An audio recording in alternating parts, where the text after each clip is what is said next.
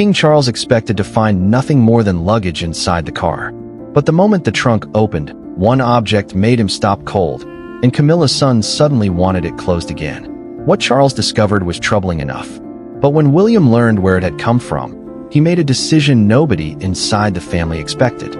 Before we reveal what Charles discovered, hit like, subscribe, and tell us in the comments, which city are you watching from? It should have been an ordinary departure. Within this dramatized royal scenario, Camilla's son was preparing to leave a private royal residence after a quiet family visit when Charles noticed palace staff carrying several bags toward the waiting car. Most looked ordinary. Then Charles saw the case. Dark, heavy, and strangely familiar. What's in that? The staff member carrying it hesitated. Personal belongings, Your Majesty. Charles looked again. Whose? No immediate answer. That was enough. Charles walked toward the vehicle just as Camilla's son approached. He seemed surprised to see the king standing beside the car. Charles pointed toward the trunk. Open it. For a moment, nobody moved. Then the trunk lifted. Clothes, 2 travel bags, several ordinary boxes, and underneath them, something Charles immediately recognized. His expression changed. It was an object he remembered seeing inside the residence, associated with royal family possessions, not something he expected to find packed inside a private car. Camilla's son immediately stepped forward. There's an explanation. Charles didn't accuse him of stealing. He didn't raise his voice. He asked something much simpler. Who gave you permission to take this? The answer came quickly. He had been told it was a private family possession and that taking it wouldn't be a problem. Charles stared at him. Told by whom? Before he could answer, Charles noticed something attached near the bottom of the object. A tiny label, old enough to be easily overlooked. Charles leaned closer. There was a number printed across it, a royal inventory number. And suddenly, the question wasn't why Camilla's son had placed the object in his trunk. It was whether anyone actually had the authority to give it to him. Charles straightened, closed the gates, because the object itself wasn't what worried him most. It was the inventory tag proving someone inside the palace had once recorded exactly where it belonged. The gates remained closed, and within minutes, Camilla knew something was wrong. Within this dramatized royal scenario, she hurried outside and found Charles standing beside her son's car, the trunk still open. What is happening? Charles didn't answer immediately. He pointed toward the object. Camilla looked inside. Her expression changed. Not confusion, recognition. Charles noticed immediately. You know what this is? Of course I do. Camilla insisted the item wasn't being secretly removed. As far as she understood, it was a private family possession being moved temporarily. Charles looked toward her son. Moved where? Silence. Camilla answered instead. To be looked after. Where? Another pause. William wasn't there. And wasn't there. No palace official responsible for the royal collection had apparently signed anything. Yet an inventoried object was sitting inside a private vehicle preparing to leave. Charles pointed toward the small tag. Did you know this was still registered? Camilla stepped closer. For the first time, she looked uncertain. Her son insisted there had been a misunderstanding. He believed permission had been given. Charles asked for the paperwork. There wasn't any. Then one of the staff members began removing the surrounding luggage. A suitcase came out. Then another bag. And underneath them sat a second package. Longer. Carefully wrapped. Sealed. Charles stared at it. What is that? Camilla's son immediately said it wasn't connected to the first item. Charles wasn't convinced. He leaned toward the package. A small reference label had been attached near one corner. Charles read it once. Then again. His face hardened. Because this label didn't appear to connect the package to Camilla's household. It carried a reference associated with William's household records. Charles stepped away from the car and reached for his phone. Camilla looked alarmed. Who are you calling? Charles didn't hesitate. William. Because one questionable object might have been a misunderstanding. But two. And one apparently connected to William? Charles made the call. William listened for several seconds. Then gave Charles just 4 words. Don't let that car leave. Charles didn't explain everything over the phone. He didn't need to. Within this dramatized royal scenario, he gave William the reference number printed on the second package. There was silence on the other end. Then William's voice changed. Don't open it. Charles looked back toward the trunk. Why? Another pause. Because I know that number. Camilla immediately realized this was no longer a simple disagreement over something her son believed he had permission to take. William explained that the reference belonged to a group of possessions being reviewed as part of a wider royal inventory. Some were personal, some historically significant. Others had not yet been formally assigned at all. Until that review was complete, nothing carrying that reference should have been removed. Charles looked toward Camilla's son. "Where did you get the package?" He insisted it had already been inside the group of belongings he was told he could take. "Who told you that?" Before he could answer, William interrupted through the phone. "Dad, listen carefully." Charles waited. "Don't let anyone remove anything else from that trunk." Camilla became angry. "You're treating my son like a criminal." Charles immediately shook his head. No one has accused him of anything. But William's response was colder. "This isn't about him. It's about whoever decided those objects could leave." That distinction changed the atmosphere. The car wasn't necessarily evidence against Camilla's son. It might be evidence of a much bigger mistake inside the household. Then William asked Charles to look underneath the sealed package. Charles moved one suitcase aside. Nothing. Then another. And stopped. There was a third object beneath them, smaller than the others. Wrapped only partially, Charles could see enough to recognize that it was old. Very old. William heard the silence. "What did you find?" Charles didn't answer immediately. Camilla stepped closer. Her son's expression changed. Because unlike the first two items, nobody seemed prepared to explain how this one had ended up in the trunk. William gave Charles one final instruction. "Leave everything exactly where it is. I'm coming." William arrived faster than Charles expected. He walked straight past the waiting staff and toward the open trunk. Within this dramatized royal scenario, he barely looked at the luggage. His attention went immediately to the sealed package carrying his household reference. Who moved this? Nobody answered. William looked toward Camilla's son. He repeated the question. Camilla stepped forward. He believed he had permission. William nodded. Then somebody gave him permission they may not have had. That distinction mattered. William wasn't accusing Camilla's son of stealing anything. He was trying to discover who had decided these objects were his to take. Then William saw the third item. The smaller object Charles had uncovered beneath the luggage. He carefully examined it. Unlike the sealed package, this one carried no obvious modern reference label. But William recognized it. He had seen it before, years earlier, inside one of the private rooms associated with older royal family possessions. Charles watched his son's expression. "What is it?" William didn't answer immediately. He turned the object slightly. There, almost hidden underneath, was another faded inventory mark. Camilla's son looked genuinely confused. "I was told that was included." William looked up. "Included in what?" "The things I could take." Camilla suddenly became very still. William noticed. "Who told you that?" Her son hesitated, then answered, "My mother." Every eye turned toward Camilla. She didn't deny it, but she immediately insisted there was an explanation. She believed several objects had already been designated as private family possessions. William disagreed. At least one item had historical significance and, according to the records he remembered, had never been cleared for private removal. Charles looked toward Camilla. "Did you actually check?" Camilla's expression hardened. She had relied on what she had been told. That answer wasn't enough for William. He ordered the trunk left untouched until every inventory number could be verified. Then he noticed something else. The faded mark on the third object contained an older code, one he recognized from records connected to his grandmother. William looked at Charles.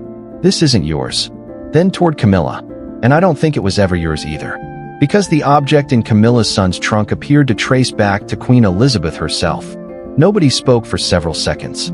The object was still sitting inside the trunk. And now William believed it could be traced directly to Queen Elizabeth's inventory. Within this dramatized royal scenario, Charles turned toward Camilla. "Did you give him permission?"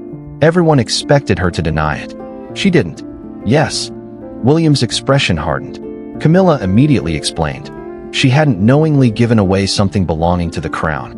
She believed the objects had already been classified as private family possessions, items Charles and she had authority to redistribute. Her son had simply acted on what she told him. Charles looked toward the trunk. "Who told you they were private?" Camilla hesitated. That hesitation caught William's attention. She explained that over the years, possessions inside royal residences had been described in different ways. Some belonged personally to family members. Some were gifts. Some were historically associated with the monarchy. And some remained under formal royal control. Camilla believed this object belonged to the first category. William wasn't convinced. Believing isn't the same as checking. Camilla looked furious. You think I tried to give away the Queen's property? No. William pointed toward the inventory mark. I think somebody told you that you could. That changed everything. If Camilla had misunderstood the object's status, then her son might not have done anything deliberately wrong. The real question became, who created the misunderstanding? Charles ordered the older inventories brought out. Minutes later, and arrived with several files. She compared the faded number on the object with an older record. Then she stopped. There was a match. The item had indeed appeared in documentation connected to Queen Elizabeth. But beside the entry was something unexpected, a handwritten notation, and leaned closer. William asked what it said. She didn't answer immediately. Instead, she looked first at Camilla, then at Charles. Because the Queen had apparently left instructions concerning where the object should eventually go, and the name written beside it was not Camilla's son's, and didn't read the handwritten note aloud immediately. That made William even more curious. Within this dramatized royal scenario, she placed the old inventory beside the object from the trunk and compared the numbers one final time. They matched. There was no longer much doubt. The object had once been formally recorded among possessions connected to Queen Elizabeth. Charles leaned closer. What does the note say? And finally turned the page toward him. The handwriting was brief, but the instruction was clear enough to create another problem. The object was to remain within the direct royal line until its future placement could be decided. William looked toward Camilla. Camilla looked genuinely stunned.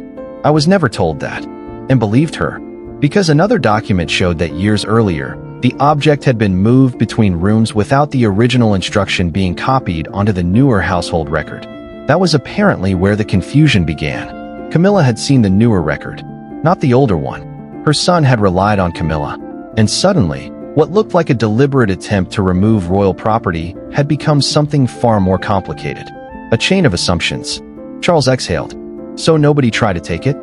William remained cautious. That isn't what we know yet. Because there was still the sealed package. And there was still the question of why multiple inventoried objects had been packed together without anyone checking their status.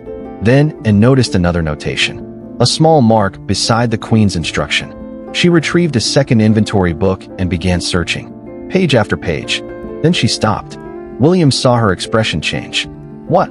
And pointed to the matching reference. The Queen hadn't merely instructed that the object remain within the direct royal line. She had apparently indicated who should eventually receive responsibility for it. Charles asked for the name, and looked directly at William. Then she turned the book around. Because whoever had packed the object into Camilla's son's trunk had accidentally taken something apparently intended for another branch of the family. And according to Anne's record, the future responsibility pointed toward William's household. William stared at the inventory. The argument had just changed completely. Within this dramatized royal scenario, the object wasn't simply supposed to remain somewhere inside the royal family. The older records connected its future responsibility to William's household. Camilla's son looked stunned. If I'd known that, I never would have taken it. William believed him. That was important, because this was beginning to look less like deliberate wrongdoing and more like a failure nobody had noticed until Charles opened one car trunk. Camilla turned toward Anne. Then why was it still among possessions I was told we could distribute? And showed her the two records. The older inventory contained the Queen's instruction. The newer household list didn't. Somewhere during years of moves, reorganizations, and record changes, one crucial note had disappeared from the working paperwork. Camilla had relied on incomplete information. Her son had relied on Camilla. But William saw a larger danger. How many other objects have this problem? Nobody answered. That worried him more than anything inside the trunk. If one historically significant possession could nearly leave because two records contradicted each other, how many others had already moved? Charles immediately understood where William was going. This is one mistake. William shook his head. No, this is one mistake we happened to catch. Camilla didn't like what came next. William ordered that nothing with uncertain ownership leave key royal residences until the inventories could be checked. Camilla stared at him. You're stopping my family from taking their own belongings? Not your family. William looked toward Charles. Everyone, even his own household, would follow the same rule. No undocumented transfers. No assumptions. No historically significant object leaving simply because somebody believed it was private property. Camilla still saw the timing as humiliating. Her son's car was sitting at the gates. Staff were watching. And now William was effectively freezing disputed transfers because of what had been found inside it. But William wasn't finished. He turned toward Anne, checked the previous records too, and understood immediately, not just what was leaving today, what had already left. And within minutes, she found one earlier transfer that made the contents of the trunk look like only the beginning, and placed the earlier transfer record beside the Queen's inventory. William read it once, then again. Within this dramatized royal scenario, another historically significant possession had already left a royal residence months earlier. There was paperwork, there was authorization, but once again, nobody had clearly established whether the person signing that authorization actually had the right to give it away. Charles looked frustrated. How many are there? And couldn't answer. And that was precisely the problem. William made his decision. Stop everything. Camilla stared at him. Everything. Until the inventories could be reconciled, William wanted all disputed transfers temporarily frozen. Nothing historically significant would leave key royal residences without documentation confirming exactly who owned it and who had authority to release it. Camilla immediately objected. This started with my son's car. William looked directly at her. It doesn't end with your son. Then he did something she hadn't expected. William instructed his own household to follow the same rule. Catherine's household too. Anything William himself believed belonged personally to his family would still have to be checked if its status was unclear. That changed Camilla's reaction. This wasn't punishment. It was a reset. Her son agreed to remove his personal luggage and leave every disputed object behind until ownership was confirmed. Charles finally nodded, but William went further. He asked, and to review previous transfers going back years. Not because he believed people had been stealing royal property, because the records suggested something potentially more dangerous. People may have been giving things away without realizing they weren't theirs to give. Hours later, and returned with the first results. Most transfers appeared ordinary. Then she reached one file and stopped. A valuable object had left a royal residence under paperwork describing it as a personal gift. But the older inventory classified it differently. William asked where it was now, and gave him the name of the recipient. Camilla immediately recognized it. Charles did too.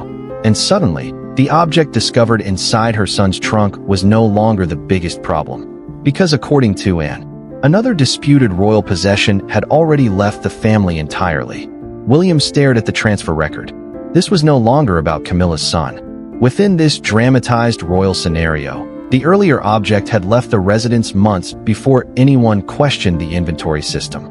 The paperwork described it as a personal gift. But Anne's older records told a different story. The item appeared to have remained connected to the royal collection. Charles leaned forward. Who received it? And gave him the name. The room went silent. It wasn't Camilla's son. It wasn't even someone closely involved in the current dispute. That changed William's thinking immediately. If the same mistake had happened elsewhere, then singling out Camilla's family would be unfair. William looked toward her son. You can take your personal luggage. Then he pointed toward the disputed objects. These stay until we know what they are. Camilla's son agreed. No argument. No confrontation. Camilla seemed relieved, but William wasn't finished. He ordered the earlier transfer investigated as well. Charles finally understood the scale of the problem. For years, possessions had moved between residences, households, relatives, storage rooms, and private collections. Different records had followed them. Some complete, some apparently not. The trunk hadn't created the problem. It had exposed it. Camilla looked toward William. So what happens now? William answered immediately. Every questionable item would be reviewed under the same standard. His household. Camilla's household. Everyone. No exceptions. Then Charles looked again at the object connected to Queen Elizabeth. What happens to that? William glanced toward Anne. The older instruction pointed toward his household. He could have simply taken possession. Instead, he surprised everyone. I don't want it moved. Camilla looked confused. William continued. Not until its history, ownership, and the Queen's original intentions were completely documented. Charles raised an eyebrow. So you're leaving it here? For now. That answer mattered. William wasn't using the discovery to claim something for himself. He was creating a rule that would restrict him too.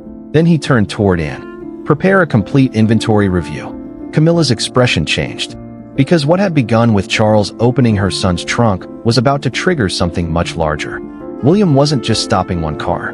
He was preparing to change the rules for the entire royal family. By evening, Camilla's son was finally allowed to leave. His personal luggage went with him. The disputed royal objects did not. Within this dramatized royal scenario, Charles stood beside the same trunk that had started the entire confrontation only hours earlier. What initially looked like a scandal involving Camilla's family had become something much bigger. The records were inconsistent. Old instructions had disappeared from newer inventories, and possessions had apparently been transferred based on assumptions rather than verified ownership. William wasn't prepared to let that continue. He issued his final instruction. Every historically significant item with uncertain status would be documented before it could leave royal control. No exceptions. Not Camilla. Not her children. Not even William himself. Camilla looked toward the object linked to Queen Elizabeth. "You could take that now." William shook his head. The Queen's note connected its future responsibility to his household. But that wasn't enough. "I don't want something simply because one piece of paper says it comes to me." And immediately understood. William wanted the entire history established first. Charles studied his son. "You realize this could take months. Then it takes months." That answer settled it. The disputed object returned inside. So did the sealed package. The earlier transfer and had discovered would be reviewed separately. And Camilla's son left without accusation hanging over him. Camilla approached William before departing. "You embarrassed him today." William didn't deny it. "But I didn't accuse him." Camilla paused. She knew the difference. Charles had opened one trunk expecting an explanation. Instead, he had exposed a weakness nobody inside the family had apparently recognized. The problem wasn't necessarily that people were taking things they knew weren't theirs. It was that nobody could always prove what belonged to whom. William's next move changed that. The trunk eventually closed. The gates finally opened. But from that moment forward, one rule would govern every disputed royal possession. No royal history would leave through the gates until someone could prove exactly who had the right to take it. Charles had stopped one car. William had stopped an entire system.